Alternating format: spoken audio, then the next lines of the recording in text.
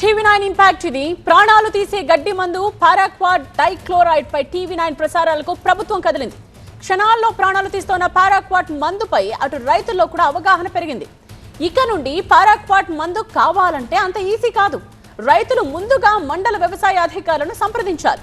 వాళ్లు పొలాలను నేరుగా పరిశీలించి కేంద్ర పురుగు మందుల మండలి నిబంధనల మేరకు అవసరం ఉంటేనే ప్రిస్క్రిప్షన్ రాసిస్తారు. ఇక అనుమతి ఉన్న ఆ ప్రిస్క్రిప్షన్ తీసుకువెళితేనే పురుగు మందు దుకాణాల్లో పారాక్వాట్ డైక్లోరైడ్ ను ఇస్తారు. అంతేకాదు వీటి అమ్మకాలకు సంబంధించి దుకాణదారులకు కీలక సూచనలు చేసింది ప్రభుత్వం. ప్రత్యేక రిజిస్టర్ను సైతం నిర్వహించాలని ఆదేశాలు జారీ చేసింది. పంటల్లో కలుపు మొక్కల నివారణకు ఉపయోగిస్తున్న ఈ పారాక్వాట్ ప్రాణాలకు ప్రమాదకరంగా మారుతోంది. ఈ మందును కొద్దిగా తాగిన ఊపిరితిత్తులు, కిడ్నీలు, కాలేయం దెబ్బతింటున్నాయని ఇటీవల ఇండియన్ మెడికల్ అసోసియేషన్ ప్రభుత్వానికి నివేదిక ఇచ్చింది. పలు సంఘాలు కూడా వినతి పత్రాలు ఇవ్వడంతో పాటు టీవీ9 ఈ గడ్డి మందుల వల్ల జరుగుతున్న అనర్థాలపై వరుస కథనాలను ప్రసారం చేసింది. ఫలితంగా సమీక్షలు నిర్వహించిన వ్యవసాయ శాఖ ప్రభుత్వంతో సంప్రదింపులు జరిపి ప్రిస్క్రిప్షన్ ఉంటేనే సరఫరా నియమాన్ని తీసుకొచ్చింది. కరీంనగర్ జిల్లా మన్నెంపల్లి, జగిత్యాల జిల్లా లక్ష్మీపూర్ సహా పలు గ్రామాల్లోని రైతులు పారాక్వాట్ ను ఎట్టి పరిస్థితుల్లోనూ వాడబోమని ప్రతిజ్ఞ చేశారు. అసలు పూర్తిగా నిషేధించాలని ప్రభుత్వాన్ని డిమాండ్ చేస్తున్నారు. ఇక్కడ కూడా నా తమ్ముడు చనిపోయాడు పోయిన సంవత్సరం. అదే గడ్డి మందు, అదే పారాషూట్. కొద్ది ఒక వాళ్ళ కడుపులో పడ్డదంటే కథ వాడి శవం అయ్యతుడే. ఇక అది బాటలా ఒక ఇంత మేము ప్రభుత్వం రిక్వెస్ట్ చేసేది బ్రాండ్ అది పారాషూట్ అనే దాన్ని షాపులకు రాకుండా దాన్ని నిషేధించాలి. అది అసలు దానికి బదులు వేరే మందు, ఇంకా పవర్ తక్కువ మందు ఏది ఇచ్చినా మంచిదే, కానీ ఆ మందును మాత్రం కంపల్సరీగా నిషేధించాలి. లేకపోతే చాలా కుటుంబాలు ఆగమైపోతున్నాయి. ఇదే విషయానికి సంబంధించిన కంప్లీట్ డీటెయిల్స్ ని సీనియర్ కరెస్పాండెంట్ సంపత్ అందిస్తారు. సంపత్, ప్రభుత్వం తీసుకున్న ఈ నిర్ణయంపై రైతులు ఏమంటున్నారు, అలాగే ఎవరైతే అమ్ముతారో వాళ్ళు ఏమంటున్నారు?